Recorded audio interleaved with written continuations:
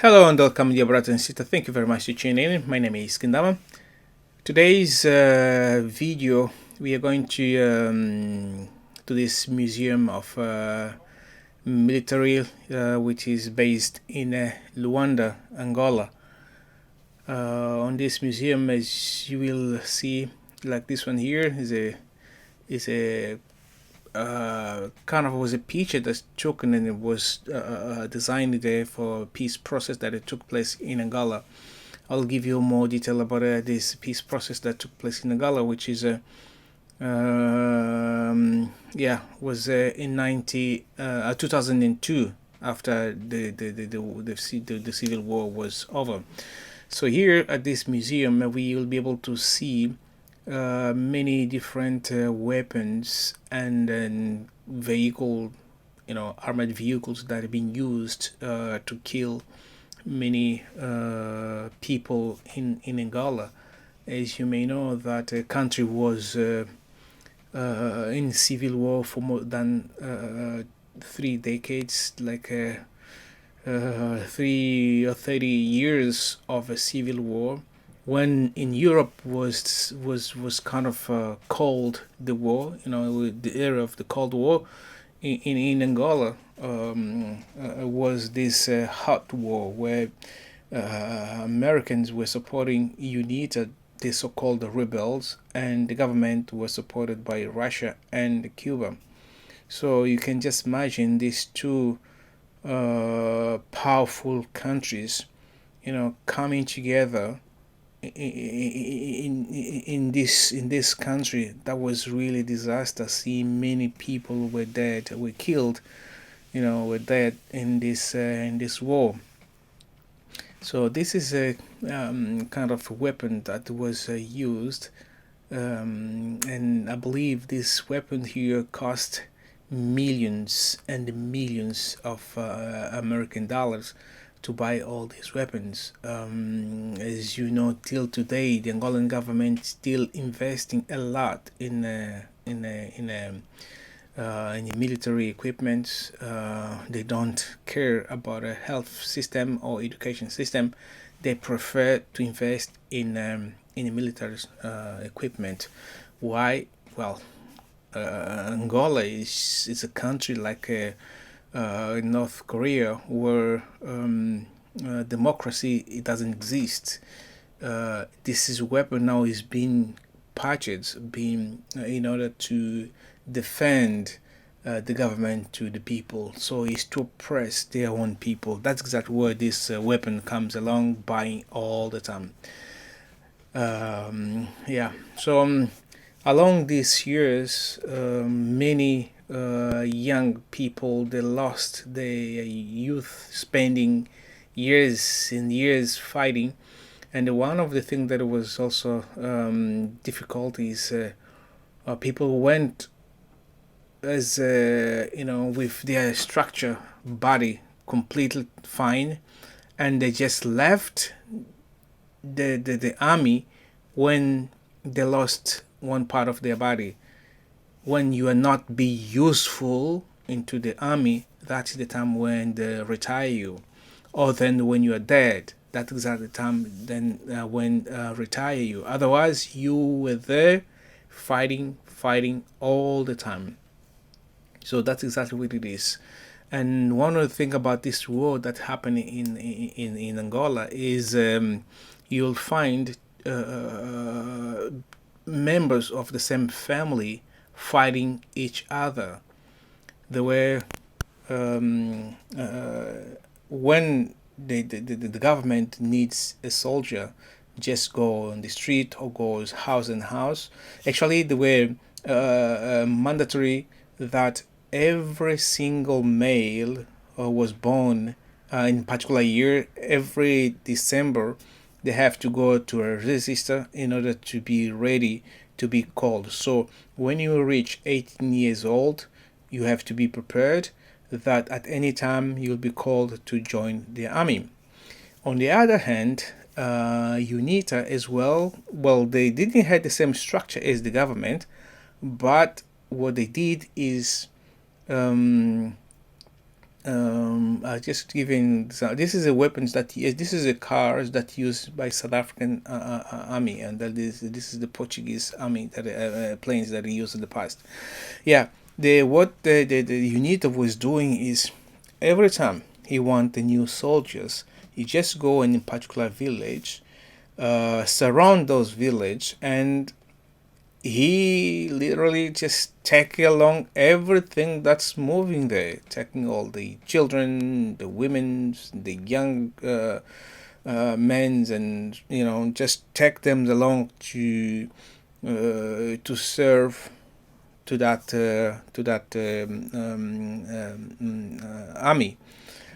So that's exactly what really happened. On one hand, we have got the MPLA or the government having one member of your family, could be your father, or could be your mother, or could be your brother, and on the other side will be the same. One member of your family could be on that side, and then after you come along and fighting each other, just because the purpose of that war was really not known for many people in the country. Yes, UNITA have been fighting in order to liberate the country, as they claim that to against the oppressor, or I mean to mainly it was about the socialism, to get rid of socialism and communism and all those things. And on the other hand, the government was against UNITA in order to fight them, for the ideology that they were fighting. So that's exactly what it is. The war went along for years and years, until until it was over. And how it did happen, because Savimbi, who was the leader of that particular party, was killed on battle. This status belongs to Rainha Nzinga Mbandi. Nzinga Mbandi was the queen of Kimbundu kingdom. She was a brave woman that fought against Portuguese.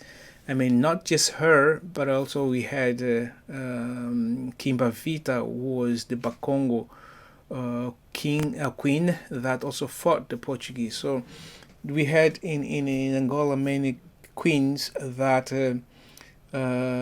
fought Portuguese, but this one here is the most celebrated because currently the country is being dominated by Kimbundu people. Then they put this queen as the most important from the entire country, but not knowing that beside her there were also other queens and kings that they fought for the Angola. For example, we have got the Mandume, who was the king of Kwanyama.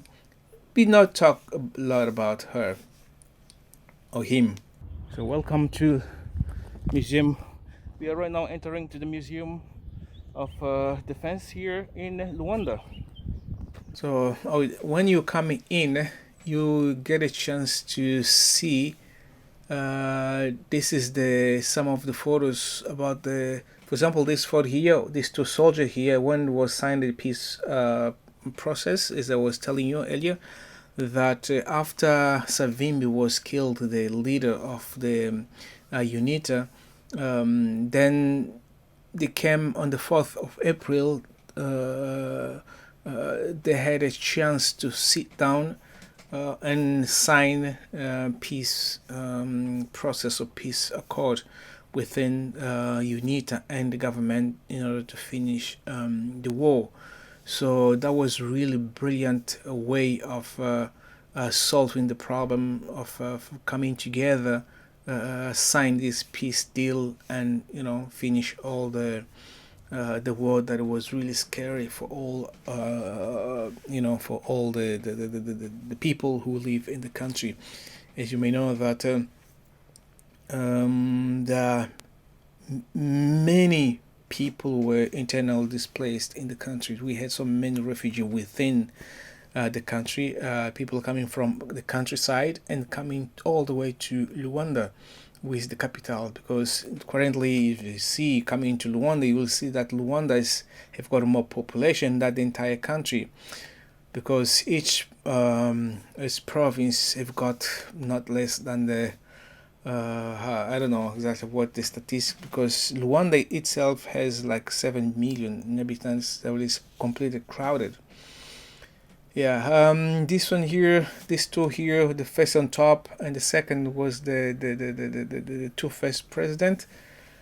Here were the soldiers or the commander of the Minister of Defense, and all this one here were all the chief of staff of the defense, of defense, army defense in Angola. I think that's the way it's called. Das Forças Armadas de Angola, FA. That's the way you pronounce it in Portuguese. So we've got a João de Matos, we've got a what's his names, if I can see all of these guys here, Sanyara and the rest. And this is also another group of all these soldiers. And this is the current president, João Lourenço, and his Marines members. Or I think that's the way it is, right?